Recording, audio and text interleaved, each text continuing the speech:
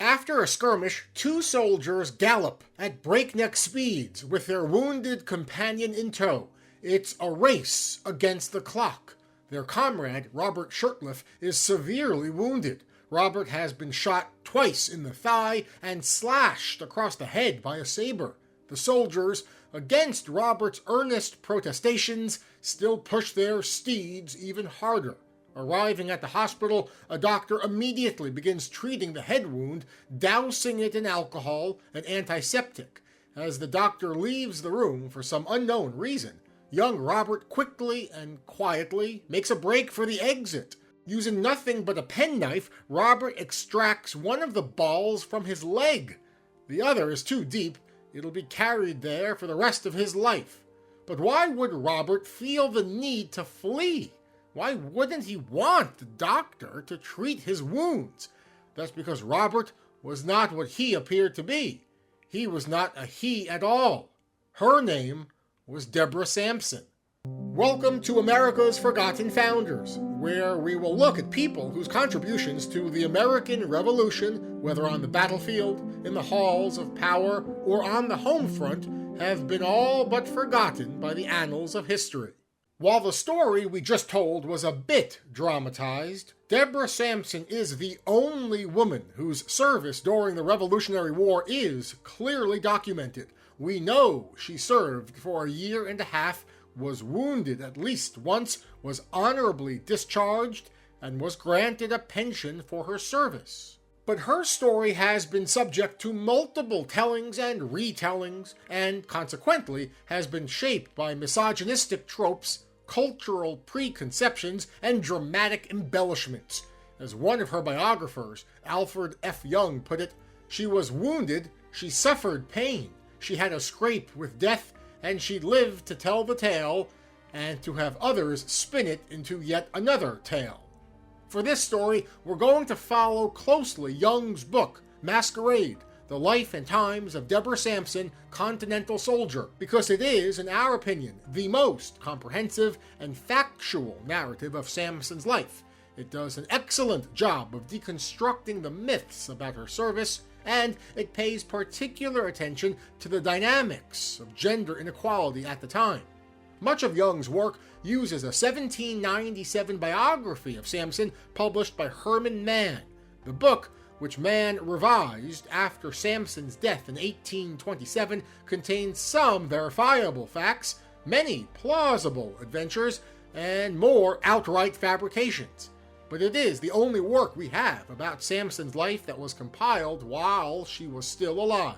Mann, like any other writer, had an agenda. He was a Jeffersonian Republican. He appropriated Deborah's story to further his beliefs about women's traditional role in society and to glorify the revolution. But all myths contain a kernel of truth. By carefully examining these two works, we will construct Sampson's life as best we can. With all that out of the way, let's begin. Deborah Sampson was born on December 17, 1760, in the small town of Plimpton, Massachusetts. She was one of 7 children to Jonathan Sampson and Deborah Bradford. While her family may have had an impressive lineage, they could trace their ancestry back to the Mayflower, and Deborah's mother was a descendant of William Bradford, the first governor of Plymouth Colony. Life was not easy for the Sampson family. The family lived in abject poverty. Her father abandoned the family when Deborah was about 5. While the family thought he died at sea, he was a sailor. Evidence later unearthed showed he remarried in Lincoln County, Maine. At any rate, whether Jonathan died at sea or disappeared to start a new life, Miss Bradford now had 7 children to raise by herself, without any discernible source of income. Unable to provide for her children, Miss Bradford sent the kids to live with relatives or work as indentured servants. Deborah first stayed with the elderly Mary Prince Thatcher. She learned to read and write during this time. After Miss Thatcher died when Deborah was 10, she was indentured to the family of Deacon Thomas, a farmer. She worked for the family until her 18th birthday. During her time with the family, Deborah furthered her education by looking at the schoolwork of Thomas's children. By the time she set off at 18, she had gained enough knowledge to support herself as a tutor during the summer sessions of 1779 and 1780. During the school year, when her tutoring services were in lower demand, she supplemented her income by working as a weaver. She often lodged with the family she was working for. She was also a skilled woodworker, making benches, stools, tables, sleds, and the like. We don't know what drove young Deborah to enlist in the Continental Army. Did she have a lust for adventure? Did she feel a patriotic duty to her country? Or did she simply seek to rebel against a contracted female sphere, as Mann put it? We'll never know. However, we can guess that her decision was likely a combination of several listed and unlisted factors. We do know her first attempt to enlist ended in discovery. She first tried to enroll at Middleborough, Massachusetts in early March 1782 under the name Timothy Thayer. She was recognized by a local resident, withdrew her enlistment, and was shunned from her church. Undeterred, she tried again, successfully enlisting as Robert Shirtliff in May 1782 in Uxbridge, Massachusetts. She was assigned to the Light Infantry Company of the 4th Massachusetts Regiment. Light companies were elite skirmisher forces that performed reconnaissance, flank protection duties, and engaged in irregular warfare, not unlike Morgan's riflemen from our last video. In 1782 and 1783, when Sampson served, these were the units seeing the most action. After Yorktown, there were no big battles. The war was increasingly fought between small bands of Continentals and Redcoats, between patriots and loyalists. Being placed in a skirmishing unit likely helped Deborah avoid detection. As Young astutely pointed out, in the misogynistic world of the 1780s, who would be looking for a woman in an elite unit? A unit comprised of men picked specifically for their physical prowess. She hid herself as a woman, paradoxical as it may seem, by standing out as a man. He's probably right. Sampson was, by all accounts, a tall, muscular woman who was considered one of the very best specimens of womanhood among the hardy and vigorous population of Middleborough that day. She also had small breasts, something that would help her blend in. She would further minimize their appearance by tying them together with a piece of cloth. Mann estimated her to be 5 feet 7 inches tall. The average height for a man at the time was 5 feet 8 inches tall. As an indentured servant, and then as a weaver and woodworker, she would have been strong, physically fit, and able to do hard labor just like her comrades. All in all, she fit in. This isn't to say hiding her sex wasn't a challenge. She could never let her guard down. She likely feared discovery every single day. She couldn't horse around with her comrades. She couldn't drink. She couldn't huddle with her comrades. Being in cold tents, sleeping on the ground during the New England winters, soldiers would commonly huddle together for warmth. This was all easier said than done. After all, why wouldn't Richard want to play games with his comrades? Why did Richard never drink? These questions certainly would have raised a few eyebrows. While Mann covers her service history in great detail, his narrative is clouded in embellishment, half-truths, and outright fiction. But here's what we know for sure. She was in several skirmishes and received 2 wounds, a shot remaining in her to this day. She was engaged with the enemy at Tarrytown, New York, and was wounded there by the enemy and continued in service until her discharge. She served as a waiter in a general officer's family for 6 months. She was discovered while helping that officer put down a mutiny of soldiers in Philadelphia. She was honorably discharged by General Henry Knox at West Point on October 25, 1783. Other than that, there's little we know for sure about Sampson's combat history, her wounds, or her life in the Army. We believe Deborah's first combat experience was a minor skirmish. The exact location and nature of the fighting are not known. In his recounting of the action, Mann listed 3 men killed in action, but company records clearly show that these men were still alive after the date Mann gave for the battle. Despite this anomaly, Mann's story paints a vivid picture of Deborah's desperate thirst for water in the aftermath of the battle, as well as her crippling fear both during and after. This is a very common reaction for someone experiencing combat for the first time, and it's clear that the details came from Deborah herself. During her second action at Tarrytown, she received 3 wounds. 2 musket balls struck her in the leg, and she was slashed on the forehead by a sword. Her comrades, against her wishes, took her to a field hospital. She received treatment for her head wound, but snuck away before her leg wounds could be treated. She extracted 1 musket ball using a penknife and sewing needle without any anesthesia. At least that's one version of the story. Other stories say she was wounded by a musket ball in her left breast or shot through the shoulder. We're also unsure exactly how, where, or by who she was treated. Sampson told Mann she disappeared after having her head wound treated and took the opportunity with a penknife and needle to extract the ball from her thigh. Sampson's commander later wrote she received 2 wounds, a small shot remaining in her to this day. Patience Payson, a servant that lived with Deborah for 40 years, believed that she was shot in the leg, and the untreated wound was the source of Deborah's later ill health. It's also possible Mann or Sampson was inspired by the well-publicized story of heroine Hannah Snell, who, while serving in the 1740s, not willing to be discovered, extracted the ball out of her groin itself. In the words of Young, the story also provided Mann with a titillating metaphor that hinted at sexual penetration in a narrative announcing on the title page that his heroine had protected her chastity. While such theories might sound absurd, quite a bit of psychoanalytical literature does bear out Mann's fascination with women's sexual purity and bodily fluids, especially blood. If you want to learn more about this subject, albeit from a different time, check out Klaus Thiewelet's Male Fantasies.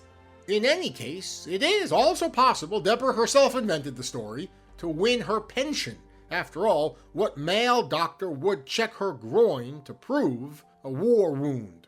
Young believes she was likely wounded in the shoulder, not the leg. I'm inclined to disagree. Payson, a servant of Deborah's for 40 years, almost certainly would have seen the wound at some point. Deborah would have undoubtedly talked about her injuries. Let us know, though, what you think down in the comments. In the end, though, it doesn't really matter. She was wounded in service to her country. One of Mann's less reputable stories has Sampson nursing a wounded male comrade, Richard Snow. While Young believes she likely did care for Snow, he also believes Mann's embellishment of the tale into a blossoming romance is nothing but fiction. Here, I do agree. I think Young doesn't pay enough attention to the story's symbolism. Portraying Sampson as a nurse, the archetype of a loving, motherly figure, nursing her man back to health, fits Mann's Jeffersonian beliefs almost too well, in my opinion. While it was common for women to serve as nurses, and after July 1775 was formal policy in the Continental Army, turning the story into a romance not only makes for a more engaging, scandalous read, but it does neatly place Sampson in a traditional female role, showing how, even during this rebellious and misguided phase of her life, she still couldn't resist the innate urge to care for a wounded male comrade. But here, I digress. Deborah, recovering from her wounds, likely did tend to Snow or other comrades, but she did so as a comrade without romantic attachment, paying careful attention to protect her true identity. In early 1783, Deborah was assigned to General John Patterson's staff as a waiter. As a waiter, she likely delivered orders, washed clothes, cooked food, and helped the general and his officers live more comfortably. Exactly what she was doing as Patterson's waiter, we don't know. We do know that in the summer of 1783, while accompanying the general to Philadelphia, she became deathly ill with a fever. She was likely treated by Dr. Barnabas Binney, who, after finding her unconscious, began removing her clothes to bring her fever under control. In doing so, he discovered she was a woman. We know little for sure about what happened between her discovery and her discharge. It's likely Binney took her to his house to recover, knowing her secret. We know General Henry Knox discharged her at West Point on October 25th, 1783. Sampson was likely terrified of what punishment she might face. General Patterson, though, granted her an honorable discharge and provided her with the money to go home. He'd later refer to Sampson as my old friend. After leaving the Army, Sampson married Benjamin Gannett, a fellow veteran, on April 7, 1785. They had 3 children together and would later adopt a girl. Starting in 1802, she would tour New England, giving speeches about her wartime experience. A typical lecture went like this. After extolling the virtues of traditional gender roles for women, she left the stage, returned in her army uniform, then proceeded to perform a complicated and physically taxing military drill and ceremony routine. She and Benjamin were constantly in and out of poverty. Her friend, Paul Revere, who frequently loaned money to Sampson, wrote to Representative William Eustis in 1804 on her behalf. I have been induced to inquire her situation and character since she quit the male habit and soldier's uniform for the more decent apparel of her own gender. Humanity and justice obliges me to say that every person with whom I have conversed about her, and it is not a few, speak of her as a woman with handsome talents, good morals, a dutiful wife, and an affectionate parent. In 1809, Congress initially denied her request for a pension. However, when she again appealed for financial assistance in 1816, Congress acquiesced and granted her a yearly stipend of $76.80. With this money, she was able to improve the family farm and pay off their debts. Sampson was the only woman to be granted a full pension for her service in the Continental Army. She passed away from complications caused by yellow fever on April 29, 1827, at the age of 66. When we look at Sampson's incredible story, we must remember that her experience, as well as her treatment after the fact, was not the norm. Women caught trying to serve in the Continental Army were punished. A woman from Boston who tried to serve in the Continental Army, Anne Bailey, for example, was arrested and tried for fraudulently intending to cheat and injure the inhabitants of the state out of her enlistment bounty by pretending that she was a man. She was found guilty, fined, and sent to prison for 2 months. A woman discovered in 1778 suffered even worse than Miss Bailey. The woman, who was discovered after she curtsied while delivering her commander a drink, as was customary for a woman at the time, was, in the words of her commander, marched through the town with the Whore's March. The only thing that saved Sampson from such a humiliating fate is that she served admirably for 1.5 years before she was discovered. Due to her lengthy and meritorious service, she couldn't simply be dishonorably discharged, severely punished, or humiliated. She had served her country admirably and was wounded for doing so. But her story could and would be manipulated by men such as Mann. Her speaking tours were less about glorifying her service or her masculine nature as they were a strange curiosity, a chance for the new nation's good Christian folk to see this woman's young misdeeds, however noble they may have been. She was a tourist attraction, meant to embody values we don't know she stood for. And when Paul Revere wrote on her behalf, he did not emphasize her service. Instead, he illustrated how, since she quit the male habit, she became a woman with handsome talents, good morals, a dutiful wife, and an affectionate parent.